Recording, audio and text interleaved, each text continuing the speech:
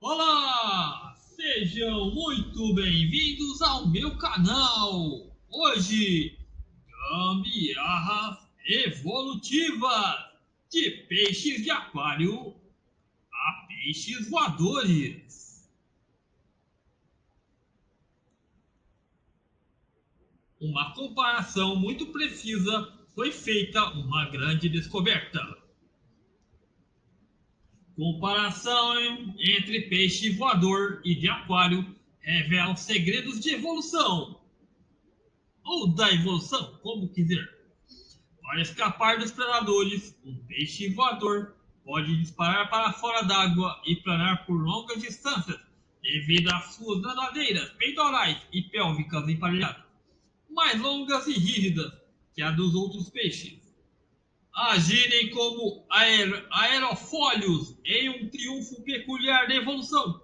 Criaturas que antes eram estritamente aquáticas se transformaram em seres temporariamente voadores por meio de algumas modificações na forma corporal.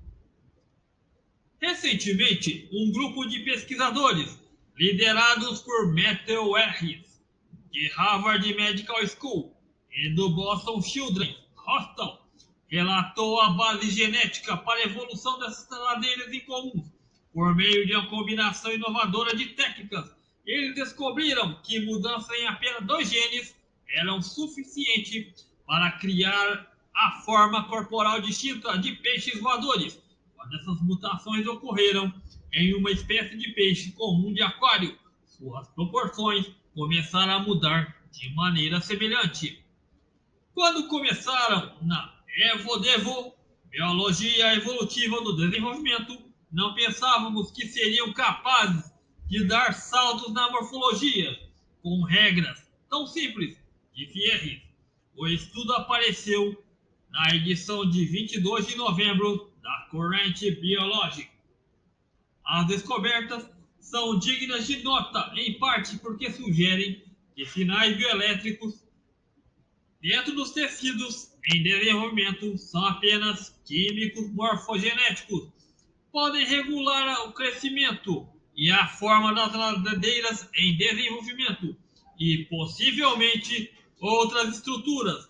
O estudo mais trabalhos anteriores também ilustram claramente como pequenas mudanças genéticas e às vezes podem produzir grandes mudanças morfológicas que têm consequências evolutivas importantes. Grande parte da diversidade insondável das formas animais na natureza surge de ajuste da seleção natural com os programas genéticos que controlam o desenvolvimento.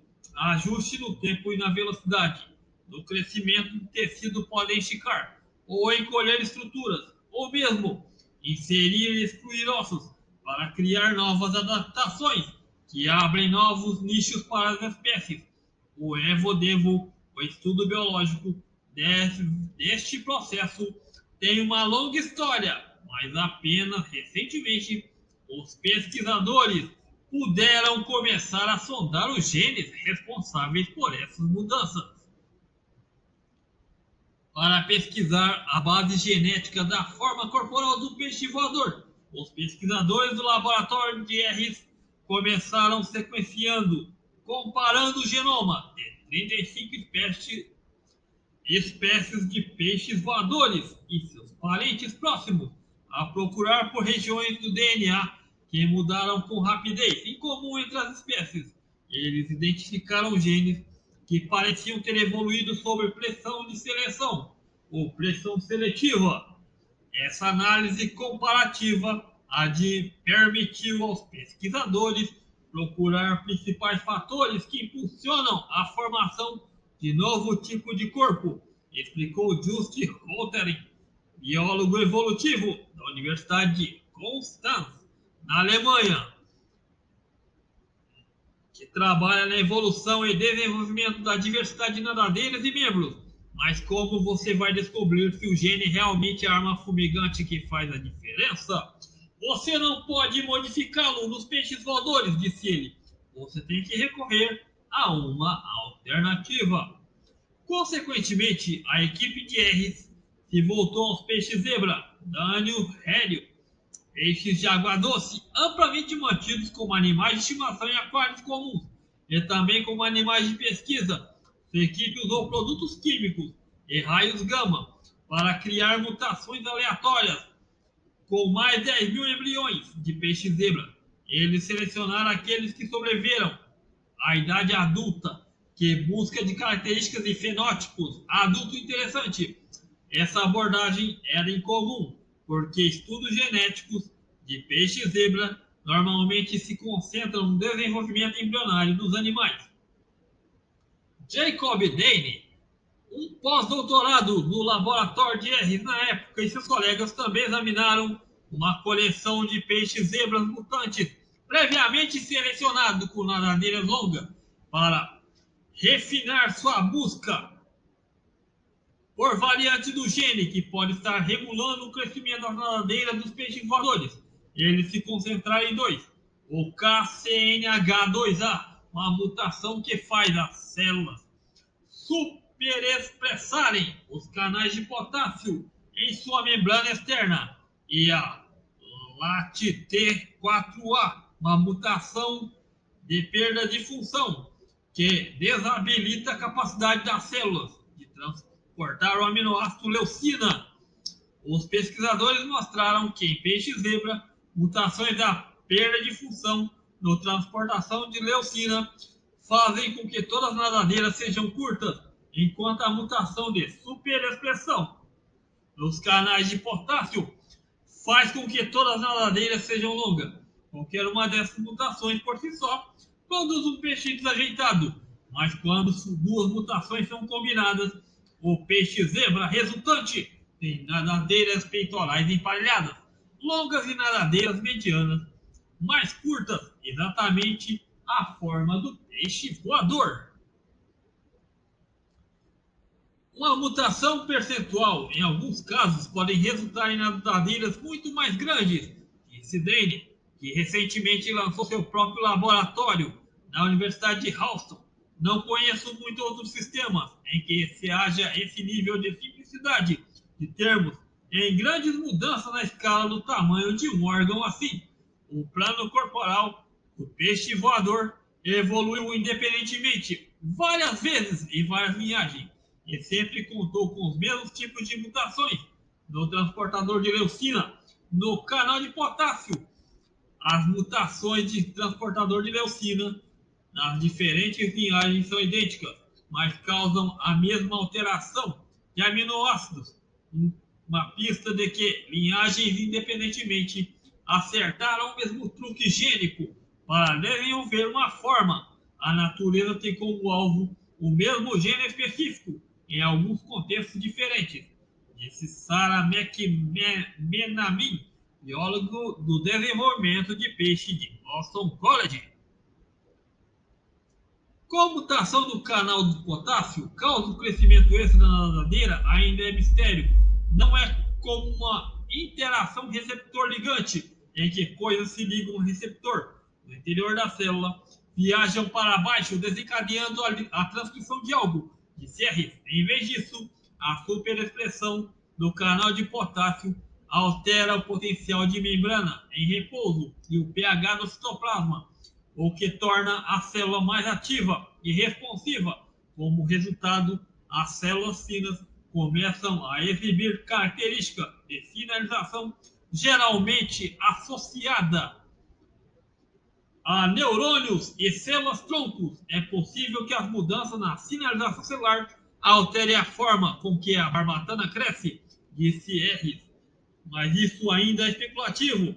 Tudo isso é um terreno novo e fértil, e nós realmente não entendemos muito sobre isso ainda, argumentou ele. Quando pesquisadores impediram que tons de potássio passassem para as células de nadadeira, na verdade negando a mutação do canal de potássio, eles descobriram que isso bloqueava o crescimento das nadadeiras. Eles levantaram a hipótese de que durante alguns estágios de desenvolvimento, as células da nadadeira operam como sincício a única massa citoplasmática com muitos núcleos flutuando nela. Nesse caso, os íons de potássio podem estar criando um campo elétrico que se estende em toda a barbatana, criando mais potencial para coordenação de sinalização de longo alcance e de seu morfogenético típico ou fator secretado de Sierre. Outros pesquisadores também fizeram evidência de campos elétricos podem desempenhar um papel subestimado na orientação na forma de desenvolvimento dos tecidos. O novo trabalho baseia-se em uma descoberta empolgante anterior sobre a evolução dos apêndices, que veio do laboratório de Harris em fevereiro de 2021. Um estudo realizado por Brent Hawkins, Kathleen Henke e Harris na Cell mostrou que a única mutação pode despertar um potencial latente para a padronização de membros em barbatanas de peixe zebra. Embora os ancestrais dos peixes zebra tenham divergido há cerca de 450 milhões de anos atrás das linhagens, que mais tarde deram origem aos tetrápodes. Dois estudos de outros laboratórios publicados online com este na Cell analisaram o genoma dos peixes com barbatana, raiadas e peixes. Publicados online com esse da Cell analisaram o genoma de peixes com barbatanas raiadas e peixes pulmonados africanos e sugeriram que a capacidade de construir membros estava presente no ancestral comum de todos os peixes ósseos. A barbatana peitoral de um peixe zebra normalmente se conecta ao corpo com apenas uma camada de elementos ósseos, os radiais proximais, que se articulam diretamente com o ombro do peixe, mas no peixe zebra mutante que a equipe de R descobriu em sua triagem genética dos novos ossos radiais intermediários tornaram uma junção de radiais próximas. Os pesquisadores até descobriram músculos presos aos novos ossos. Portanto, com apenas uma mutação, não estamos apenas fazendo um novo pedaço de tecido ósseo, estamos fazendo uma nova estrutura e bem integrada, bem padronizada, disse Hawkins. Esse tipo de retrocesso, o atavismo, que remonta a centenas de milhões de anos da evolução, revela quão antiga e compartilhada é a gramática genética para fazer nadadeiras e membros. O que o laboratório de Harris mostrou, este trabalho é realmente com potencial genético para fazer essas elaborações do endoesqueleto ainda retido pelos peixes modernos, com nadadeiras raiadas, e que estes têm potencial de desenvolvimento para construir estruturas mais elaboradas nos laboratórios, mais elaboradas, disse McManning. Novos estudos continuam surgindo em outros laboratórios, reforçando mais ainda o ponto de que nadadeiras e membros se desenvolveram sob influência genética de mecanismos altamente conservados. Em novembro, do artigo na Proceedings of National Academy of Science, identificou um gene que regula tanto a formação de dígitos em membros de tetrápodes, enquanto a estrutura bordas externas das nadadeiras. Naquele mesmo mês, o estudo da corrente biológica revelou que as patas traseiras alongadas de jerboas, minúsculos roedores bípedes, que podem pular, correr em velocidades extraordinárias, resultam em um gene que causa um crescimento ósseo desproporcional de seus membros, não muito diferente do crescimento alométrico visto nas barbatanas de peixes voadores.